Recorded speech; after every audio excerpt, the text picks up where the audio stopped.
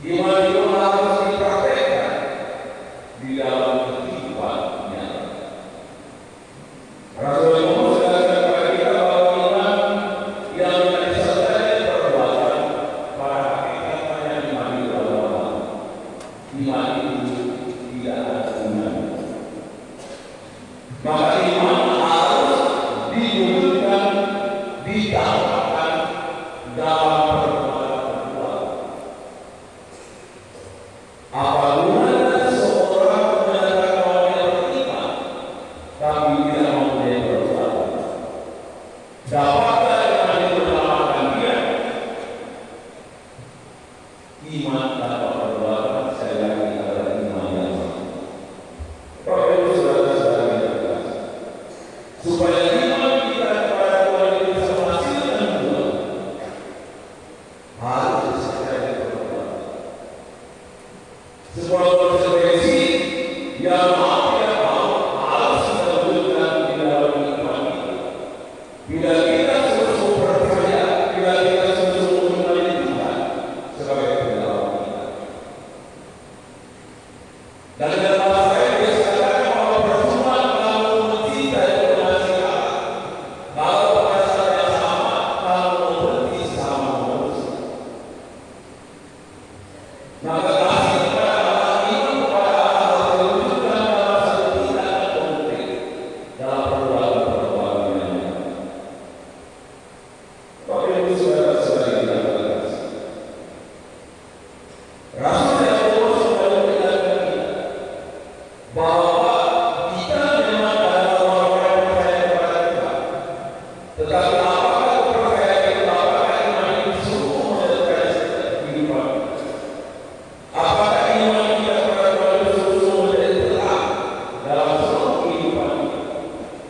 Sehingga bila kita sedang mengikuti Kristus, kita juga harus hidup sesuai dengan apa yang dihidupi. Melaksanakan apa yang dilaksanakan, berpikir seperti yang dia pikirkan di dalam kehidupan kita sehari-hari. Lewat perbuatan-perbuatan yang nyata, iman itu akan menghasilkan.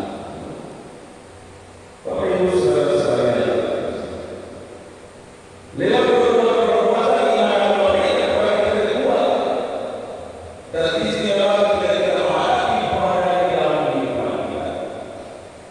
Lewat perbuatan-perbuatan kita akan melihat kehadiran Allah yang senantiasa menyertai di dalam kehidupan kita, dalam setiap suka dan duka kehidupan yang kita jalani. Tuhan yang bersedia mendampingi, berjalan dan menyertai kita, walaupun kita barangkali tidak setia kepada Dia. Dan Petrus dalam kisah ini lagi mengungkapkan satu pengalaman iman yang bertambah pribadi Yesus satu. Ungkapan iman itu berbuah dari sebuah pertanyaan yang melontarkan Yesus kepada mereka. Siapakah aku ini menurut kamu? Ketika para murid menyampaikan kepada Yesus bahwa mereka yang mengikuti Dia, mereka yang mendengarkan Dia, mereka memberikan kesaksian bahwa Yesus itu adalah yang berkuasa. Yesus itu adalah Elia. Bahkan ada yang mengatakan Yesus itu adalah salah seorang nabi yang menurut Tuhan. Tetapi Yesus ingin mengetahui pengakuan dari para muridnya yang setia, yang ada dan hidup bersama dengan Dia. Siapakah aku ini menurut kamu? Petrus tidak pernah orang yang mengatakan bahwa Engkau adalah Mesias. Pengakuan iman, pengakuan akan pribadi Yesus sebagai Mesias, tentu bukan sebuah pengakuan yang timbul begitu saja dalam diri Petrus. Tapi itu adalah keluar dari sebuah perjalanan yang panjang, dari sebuah proses yang lama, karena relasi kedekatan yang dialami oleh Petrus bersama Yesus sanggup dalam karya-karya terdalam. Petrus melihat bahwa pribadi Yesus adalah pribadi yang sungguh memberikan harapan tak akan keselamatan. Ketika para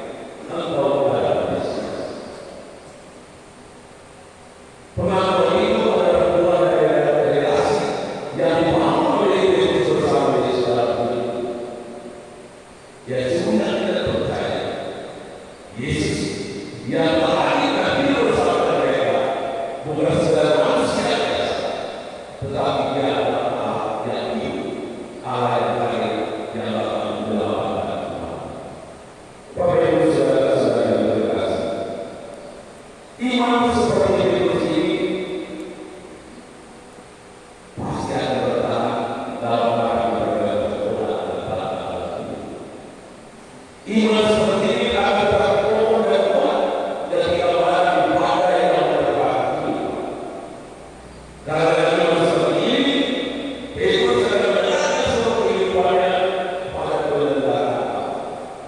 Dari yang percaya bahwa hari dan senantiasa menyertai setiap orang yang sungguh percaya kepadanya, menyertai setiap orang yang sungguh berharap kepadanya. Dan iman seperti ini adalah iman yang masih dengan Tuhan. Bapak Ibu saudara-saudara yang terkasih, kita semua adalah orang-orang yang percaya kepada ketika hari ini kita disebutkan kepada kita masing-masing menurut tahu siapakah aku. Dan setiap kita semuanya dalam orang yang berbeda, tergantung kualitas relasi yang kita bangun bersama dengan Tuhan. Jawaban-jawaban yang kita berikan kepada Yesus mengungkapkan iman yang tumbuh dan hidup di dalam diri kita masing-masing. Dan iman yang tumbuh dan hidup di dalam diri kita masing-masing adalah iman yang benar, membawa kita, mengantar kita pada satu pengakuan seperti itu, bahwa Yesus yang kita imani adalah sungguh Yesus, sungguh Tuhan dan penyelamat kita.